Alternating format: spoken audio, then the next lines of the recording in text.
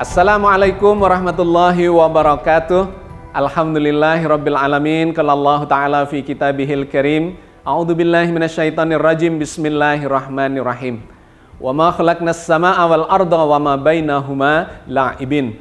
Wassalatu wassalamu ala nabiyina Muhammadin wa ala alihi wa ashabihi wa ummatihi ajma'in. Kita berjumpa lagi di dalam program Islam Futuristik episode 129. Kita lanjutkan kajian kita terkait dengan istilah-istilah yang digunakan di dalam Al-Quran, di mana ketika kita mengkajinya lebih detail, ternyata memberikan nuansa, rasa bahasa, dan kedalaman makna dibandingkan dengan terjemahan yang seringkali dipersamakan saja. Misalnya, yang sudah kita bahas adalah istilah terkait dengan bintang-bintang. Ternyata istilah-istilah yang digunakan secara berbeda-beda itu menunjukkan nuansa dan pemahaman yang berbeda pula di dalam detail-detailnya. Ada istilah al-kaukab, ada istilah an-najm, ada istilah al-burj, al-misbah, al-shihab, al-sirat, dan sebagainya yang sudah kita bahas detailnya. Silahkan di episode-episode yang lalu Anda bisa menyimaknya dengan lebih detail di sana. Di episode yang lalu kita kemudian membahas tentang istilah gunung yang juga menarik di dalam Al-Quran dikarenakan ada dua istilah yang berbeda yang seringkali diterjemahkan secara sama. Dan ketika kita mempelajarinya lebih dalam, ternyata itu menunjukkan nuansa yang berbeda. Istilah yang pertama terkait dengan gunung adalah al-jabal atau jamaknya al-jibal. Di istilah yang lain, di ayat yang berbeda, digambarkan dengan istilah al-rawasiyah yang juga diterjemahkan sebagai gunung. Nah, kita sudah mendapatkan penekanan dari dua istilah yang berbeda itu. Bahwa al-jabal yang bermakna bukit atau gunung itu lebih menekankan kepada tingginya atau bentuknya permukaan tanah yang menggunduk atau menjulang ke langit yang kemudian kita kenal sebagai bukit atau perbukitan jamaknya dan gunung dengan jamak pegunungan. Sedangkan istilah al-rawasiyah itu ternyata memiliki penekanan yang berbeda. Memang dia menunjuk kepada permukaan bumi yang menggunduk atau menggunung menjulang tinggi ke langit, tetapi di dalamnya ada informasi tentang proses pembentukannya. Ada kekuatan yang sangat besar yang mempertemukan lempeng-lempeng permukaan bumi, lempeng tektonik, di mana dari pertemuan lempeng bumi itu menghasilkan tenaga yang sangat besar sehingga membuat permukaan bumi itu terlipat ke arah atas dan menjulang ke langit sehingga dikenal sebagai bukit, perbukitan atau gunung dan pegunungan. Oke, sahabat sekalian, detailnya bisa dilihat di episode yang lalu bagaimana Al-Qur'an menceritakan proses terbentuknya gunung dan pegunungan itu. Hari ini kita punya kajian yang berbeda lagi terkait dengan istilah yang juga memiliki penjelasan ilmiahnya, yaitu terkait dengan awan. Di dalam Al-Quran disebut sebagai al-sahab. Al-sahab adalah awan yang kemudian menurunkan air hujan itu. Di beberapa ayat digunakan bersamaan dengan gunung dan pegunungan. Karena memang terbentuknya awan diantaranya adalah dikarenakan arus konveksi di sekitar pegunungan yang menyebabkan uap air itu kemudian naik ke langit dan berhenti di ketinggian awan. Oke, sahabat sekalian, al-sahab ini menarik karena Al-Quran menjelaskan sejumlah mekanisme terbentuknya awan dan kemudian terbentuknya air hujan itu. Dan ternyata sangat menarik bahwa awan itu sesungguhnya bukan barang yang ringan, seperti kapas yang kemudian mengambang di langit itu. Melainkan kata Al-Quran itu adalah sesuatu yang bobotnya sangat berat. Bagaimana semua itu bisa terjadi? Mari kita baca di dalam Al-Quran informasi-informasi terkait dengan al-sahab itu. Allah menggunakan istilah al-sahab ini di dalam Al-Quran sebanyak 9 kali. Kita tidak membahas semuanya dikarenakan waktu, tetapi kita ambil ayat-ayat kuncinya yang kurang lebih sudah mewakili dari ke-9 ayat yang dibahas, diinformasikan di dalam Al-Quran Al-Karim. Yang pertama ada di dalam surat Al-Baqarah ayat 164. Inna fi khalqis samawati wal ardi wahtilafil laili wan nahari wal fulkil lati tajri fil bahri bima yanfa'un nasa wa ma anzalallahu minas sama'i mim ma'in fa ahya bihil arda ba'da mautiha wa batha fiha min kulli dabatin wa tasrifir riyahi was sahabil musakhkhari bainas sama'i wal ardi la ayatil liqaumi ya'qilun. Sesungguhnya dalam penciptaan langit dan bumi dan silih bergantinya malam dan siang hari, bahtera yang melaju di lautan membawa apa yang berguna bagi manusia, dan apa yang Allah turunkan dari langit berupa air. Lalu dengan air itu dia hidupkan bumi sesudah matinya atau tandusnya, dan dia sebarkan di bumi itu segala jenis hewan dan perkisaran angin dan awan yang dikendalikan di antara langit dan bumi. Sungguh terdapat tanda-tanda atau pelajaran bagi orang-orang yang menggunakan akalnya. Ada 5 poin yang sangat menarik di dalam ayat ini dan membutuhkan penjelasan ilmiah dari ilmu pengetahuan sains modern. Yang pertama, ketika digambarkan bahwa di dalam penciptaan langit dan bumi dan pergantian siang dan malam hari itu terdapat tanda-tanda kebesaran Allah. Maka di sini Al-Quran mengarahkan kita untuk mempelajari ilmu astronomi, ilmu kosmologi, dan ilmu geografi terkait dengan pergantian siang dan malam hari di planet bumi yang kita diami ini. Yang kedua, ayat ini memberikan gambaran terkait dengan bahtera, kapal-kapal yang bisa melaju di perairan, di lautan. Kalau kita lihat itu di era modern ini, bobot dari kapal-kapal itu ribuan ton, tetapi bisa mengambang di air, di samudra, di lautan, dan melaju di sana. Ini membutuhkan pemahaman tentang fisika dan ilmu atau teknologi perkapalan. Yang ketiga, Al-Quran menggambarkan terkait dengan pergerakan angin, perkisaran angin, pergerakan awan, dan kemudian turunnya hujan. Dibahas di ilmu geografi atau hidrologi dan klimatologi. Yang keempat, kemudian digambarkan terkait dengan banyaknya binatang-binatang, hewan-hewan yang kemudian mengambil manfaat dari air yang diturunkan melalui hujan itu di berbagai wilayah yang tandus. Maka ini membutuhkan penjelasan dari ilmu biologi. Dan menariknya penutup dari ayat ini, Allah mengatakan inna fi dzalika la ayatil liqaumi ya'qilun. Sesungguhnya pada semua yang diinformasikan itu terdapat tanda-tanda, ayat-ayat Allah, pelajaran. Bagi siapa? Bagi orang yang menggunakan akalnya di dalam memahami segala ciptaan Allah.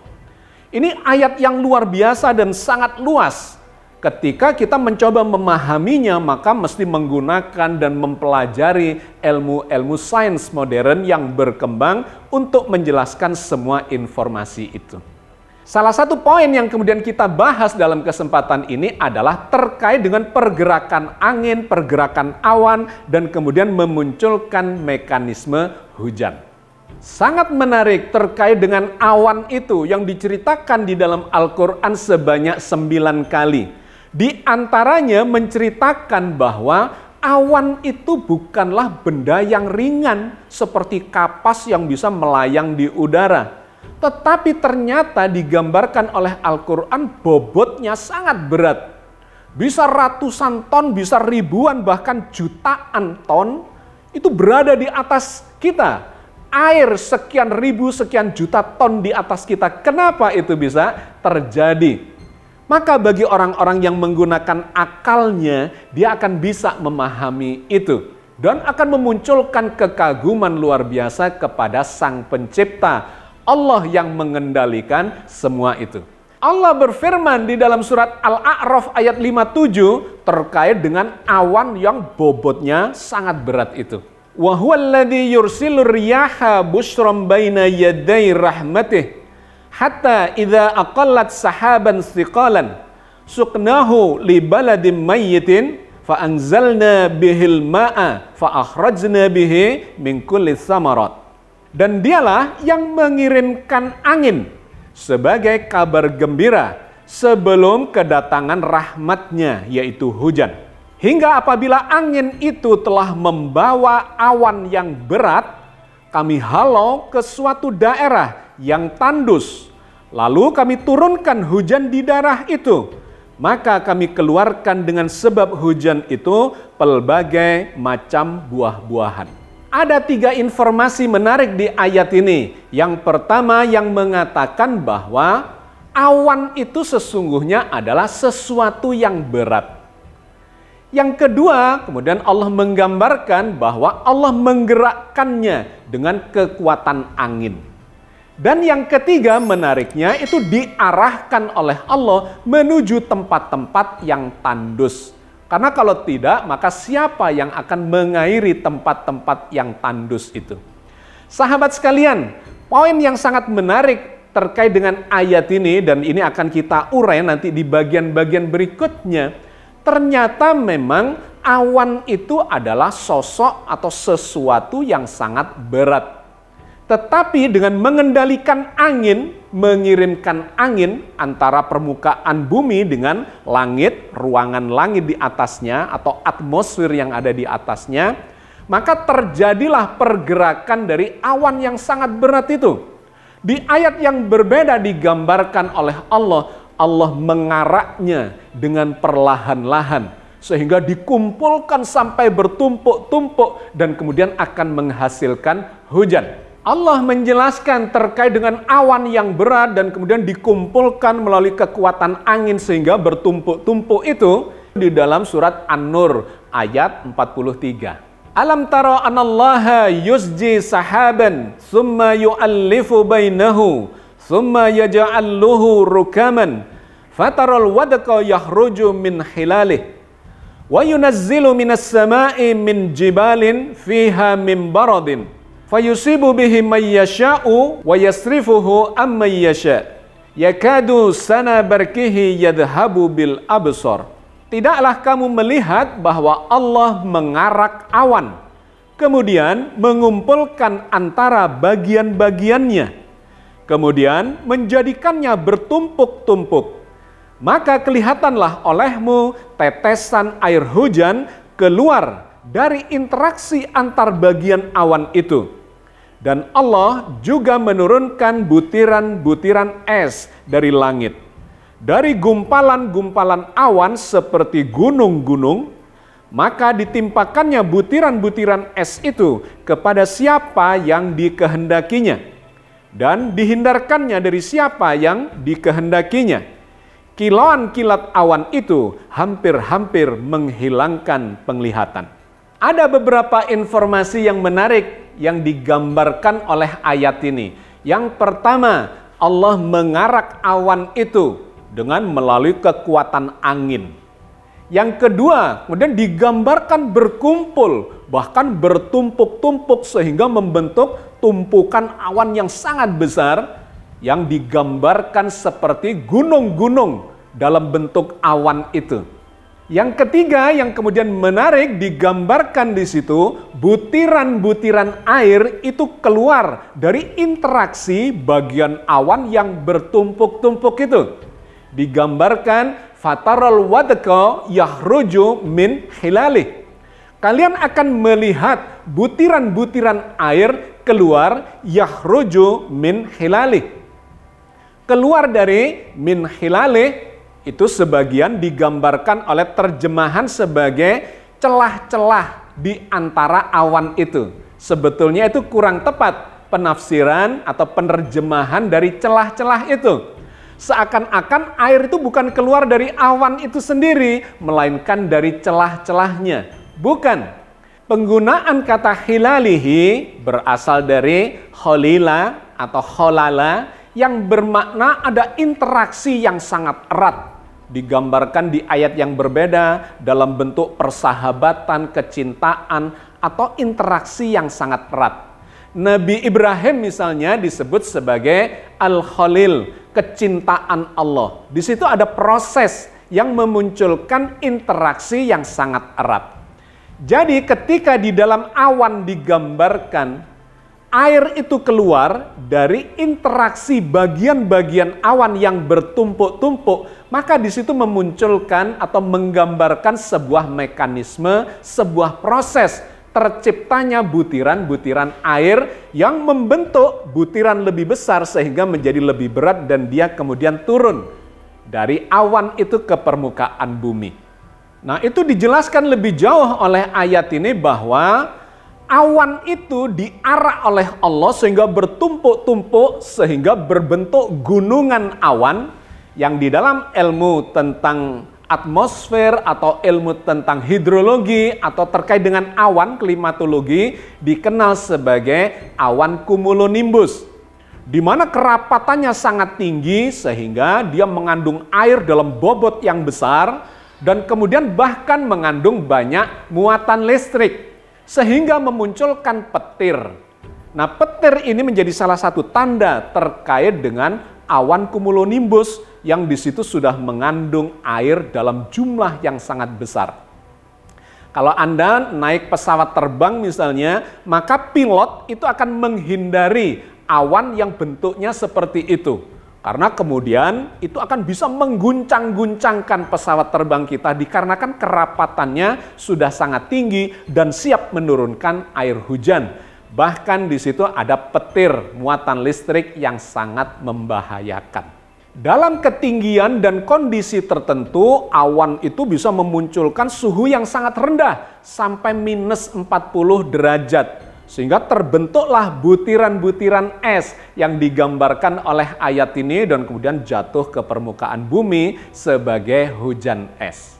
Keterkaitan antara munculnya kilat dengan awan yang semakin berat itu juga digambarkan oleh Al-Quran di dalam surat Ar-Ra'd ayat 12. Huwallazi yurikumul barqa khawfan wa tama'an wa yunshi'us sahabas thiqal. Dialah Tuhan yang memperlihatkan kilat kepadamu untuk menimbulkan ketakutan dan harapan. Dan dia menumbuhkan awan yang semakin berat. Kata ansa'a yunshi'u itu digunakan untuk menggambarkan Allah mengarak awan itu dan kemudian mengumpulkan bertambah-tambah semakin banyak. Bertumbuh awan itu dari jumlah sedikit menjadi jumlah semakin besar dan sampai menghasilkan muatan listrik yang besar dan kemudian memunculkan barq atau kilat itu. Nah, ini adalah sebuah proses yang digambarkan Al-Quran dikaitkan dengan potensi hujan yang akan turun dikarenakan awan itu bertambah berat. Penggunaan kata ansya'a dalam makna bertumbuh itu misalnya digunakan di dalam surat Al-An'am ayat 141 di mana Allah menggambarkan menumbuhkan tanaman, pepohonan dan sebagainya di kebun-kebun itu. Wa huwallazi ansa'a jannatin ma'rusyatin wa ghairu ma'rusyatin wan nahla waz zar'a muhtalifan ukuluhu wazaituna warumana mutasyabiha wa ghairu mutasyabih.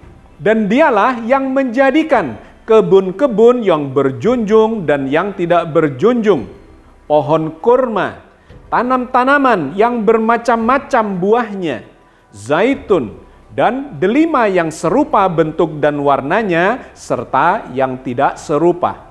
Jadi penggunaan kata ansya'a jannah menumbuhkan di kebun-kebun itu berbagai macam tanaman. Bertambah tinggi, bertambah besar. Kata itulah yang digunakan oleh Allah untuk menggambarkan awan. Mulai dari tipis, kemudian bertambah-tambah, semakin tinggi, semakin besar, menggelembung seperti gunung-gunung. Digambarkan dari proses itulah kemudian berat dari titik-titik air yang tadinya kerapatannya, densitinya ringan, itu menjadi semakin berat, dan kemudian jatuh sebagai air hujan. Berapakah bobot uap air itu sehingga dia bisa mengambang di udara, di atmosfer, dan kemudian akhirnya jatuh kembali ke tanah itu? Dalam berbagai data klimatologi atau hidrologi diperoleh data bahwa bobot uap air itu setiap titiknya berbobot 0,5 gram dalam volume 1 meter kubik. Jadi memang ringan, makanya dia mengambang dan kemudian melambung naik ke angkasa sampai di ketinggian awan itu. Tetapi ketika kemudian Allah mengarak awan yang kelihatannya atau awalnya ringan itu, dia kemudian mendekat, berkumpul, densitasnya kemudian menjadi meningkat. Dan kemudian ketika berkumpul air-air itu dalam kerapatan yang semakin besar dan membentuk butiran-butiran dengan diameter 1-2 mm, maka densitinya menjadi lebih berat dari udara sehingga dia jatuh ke permukaan bumi sebagai hujan itu. Nah, sahabat sekalian, ketika kita menghitung keseluruhan dari awan itu, ternyata ini fenomena yang sangat menakjubkan. Bahwa awan itu yang kelihatannya mengambang di angkasa itu sesungguhnya adalah memiliki berat yang sangat besar. Kalau kita mencoba mengalihkan density dari awan itu, misalnya yang tadi digambarkan di awal 0,5 gram, 0,5 gram per meter kubik. Maka kalau kita hitung dalam luasan atau volume yang lebih besar, katakanlah ambil panjangnya 1 km, lebarnya 1 km, ketinggiannya 1 km, alias 1 km kubik, maka di dalam setiap kilometer kubik awan itu bobotnya adalah 0,5 gram dikalikan 1000 meter kali 1000 meter kali 1000 meter. Artinya itu 1 kilometer kubik. Maka bobotnya adalah 500 ton. Jadi sahabat sekalian, di atas kita itu setiap volume awan 1 kilometer kubik bobotnya adalah 500 ton. Maka kalau kita ambil dalam luasan yang lebih lebar, misalnya nih di atas kota Surabaya. Surabaya ini luasnya kira-kira 300 km persegi. Maka tinggal mengalihkan itu 500 ton per kilometer kubik dikalikan katakanlah luasan ya di atas Surabaya 300, ketemunya 150.000 ton. Jadi di atas Surabaya sesungguhnya sedang menggantung sebuah benda dalam bentuk awan yang bobotnya 150.000 ton. Kalau itu kemudian dijatuhkan secara bersamaan oleh Allah, bubarlah kota Surabaya ini. Tetapi Allah yang maha bijaksana, maha berilmu, maha berkehendak menurunkan air hujan itu dalam bentuk titik-titik air. Sehingga tidak membahayakan sebagaimana kalau dijatuhkan seperti air terjun Niagara misalnya 150.000 ton air di atas kota Surabaya. Dan kalau kita ambil di seluruh Pulau Jawa misalnya, yang memiliki luasan kira-kira 130.000 km persegi, maka ada 65 juta ton air di musim hujan di atas Pulau Jawa. Apalagi di seluruh permukaan bumi. Masya Allah. Sahabat sekalian, Allah mengendalikan seluruh proses distribusi air itu agar di bumi ini memunculkan atau terjadi mekanisme kehidupan yang sustainable. Dari dataran atau di permukaan bumi yang mengandung air jumlahnya sangat banyak dipanaskan. Sehingga densitinya menjadi uap yang ringan dan mengambang naik ke awan di ketinggian sekian kilometer dari permukaan bumi. Di sana dikumpulkan sehingga densitinya menjadi berat dan diarak dengan menggunakan kekuatan angin menuju tempat-tempat yang membutuhkannya. Subhanallah. Sahabat sekalian, inilah informasi di dalam Al-Quran yang kata Al-Quran, inna fi dzalika la ayatin liqaumin yaqilun. Sesungguhnya pada yang demikian ini terdapat tanda-tanda, terdapat pelajaran bagi orang-orang yang mau menggunakan akalnya. Bahwa semua ini ada yang mengendalikan dan dialah Allah Azza wa Jalla. Oke, saya kira kita cukupkan sampai di sini kajian kita terkait dengan awan ini. Mudah-mudahan ini memberikan hikmah kepada kita untuk meningkatkan kualitas keimanan dan ketakwaan kita hanya kepada Allah yang maha berilmu, maha bijaksana. Billahi taufiq wal hidayah. Assalamualaikum warahmatullahi wabarakatuh.